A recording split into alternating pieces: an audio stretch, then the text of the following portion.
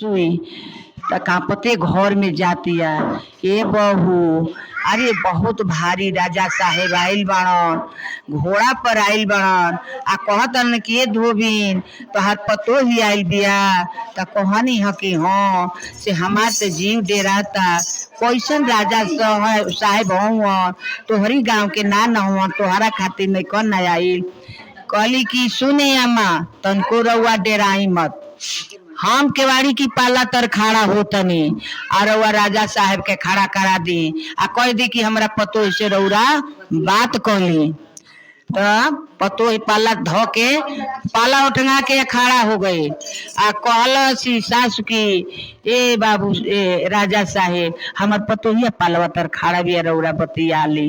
कहते कि हम बतियाई। तो कहला राजा साहेब के धोबिन जय के अर्थ बताव का हो।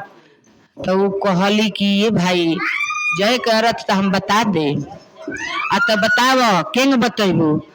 आ कहली धोबिन के पतो आखिर रउआ आधा रात के आई, 12 बजे रात के आई।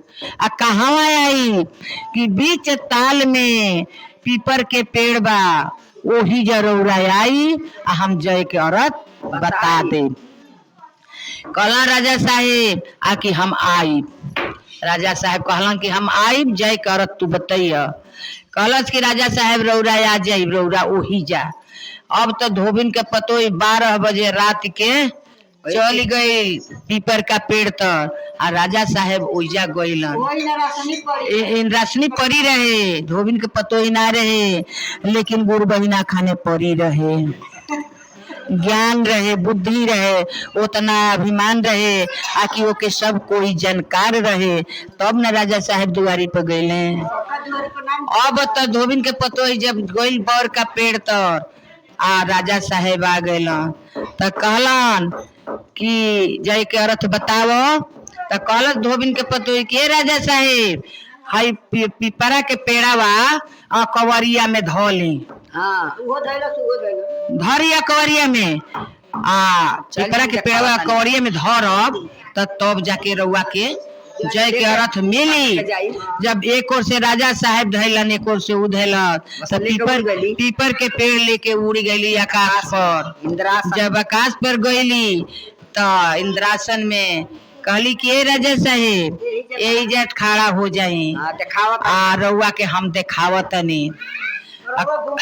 रउआ देखी राउर 3 पुहूत के हम यही जा दिखाई, 3 पुहूत के दिखाई यही जा। तो कहतन कि दिखाओ। तो एक पुहूत उनकर राजा साहेब के नरक कैले रहे, तो नरक में ढोला बन के आ वही नरकवा में चलत रहे।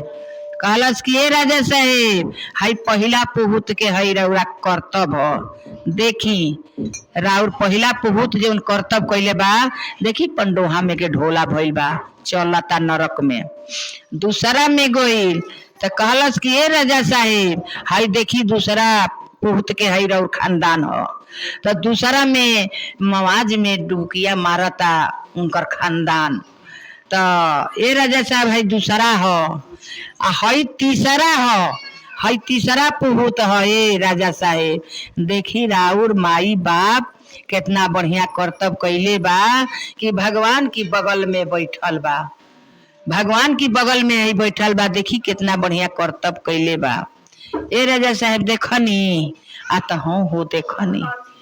जब राजा साहेब के कहला कि हाँ देख ले हनी, सोना चांदी दान कैले रहलन। हाँ माने दान कैले रहलन, जेगा दान कैले रहलन उन भगवान के बगल में जेगा दान कैले बा, सोना चांदी के महल बा, राजा साहेब ओजा नौकर चाकर लगल बा, ओजा हर व्यवस्था उनके मिलता।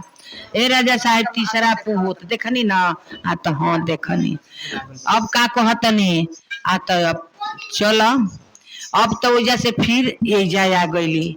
जब आ गईली तो फिर कहतरन ए धोबिन ई तो देखा देहलू लेकिन जय के अर्थ ना बतौलू। अरे जितना राजा साहेब दान सोना चांदी कैले रहलन तो ओकर बिल्डिंग बने रहे तो देखा देल खतना तू कैले बाड़ा दान कैले बाड़ा। हाँ। देख ल अपन दान आ उहे देखा दिहल। तो अब तो वजह से फिर लेके चली अली नीचे। कहली कि ए राजा साहेब अब रउआ जाई। कहलन कि जय के अर्थ ना बतौलू। कहलस कि काल ही आई। जब वही बेरा आई 12 बजे वही बेरा आई 12 बजे रात के आई। आ जय के अर्थ बताई। 3 पुत्र रउरा के दिखला देनी, लेकिन अब जय के अर्थ बताई। अब तो अला राजा साहेब 12 बजे रात खा आ हो गइल रात खा। अब तो राजा साहेब के मन बात धोबिन के पतोह के देख के पाप में पड़ गइलन। अब तो कहलस धोबिन आखि धरी है बर के पेड़ आ चली हम देखाई कि जय के अर्थ का होला। तो धरे के बर के पेड़ तो भर कवारी धोबिन के पतोह के ध देहला। तब वो ही जाऊ नरक में पड़ी गइलन। तब छोड़ले नहीं के, लेकिन लेके आकाश में चल गइल बिया। जब चल गइल बिया तो कहले बिया कि अब एजा खड़ा होके अब राउर कर्तव्य देखी, आपन कर्तव्य देखी आ कि कौन जय के अर्थ रउआ के मिलता।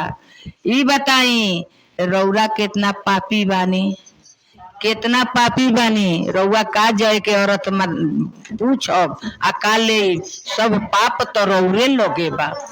ई बताई हमरा इज्जत पर रउआ हाथ फेरनी तो रउआ नरक में गोइनी। देखी रउरा के देखी किंग ने नरक के गढ़ा में रउआ जातनी, नरक के गढ़ा में जातनी को रउआ का जय के अर्थ ले। ये जय के अर्थ ह रउआ सबके फांसी पे झुलावे के रहनी ह। सजो दान कइल सजो पुण्य कइल सब रउरा के बनल रहल ह, लेकिन तनकी से खातिर रउरा बिगाड़ देहनी। इहे जय के अर्थ ह कि रउआ बिगाड़ दे नरकों में ठेला ठेली क देनी। अब त राजा साहेब ओइजा से अपन अब उहे झुक गइलन। आ धोबिन के पतोई फिर अपना घरे आके रानी रउताइन हो गई। इज्जत पानी से अपना घरे रह गई। तब प्रेम से बोला शिव गुरु महाराज की जय। हर हर महादेव माई भवानी सच्चे दरबार की जय।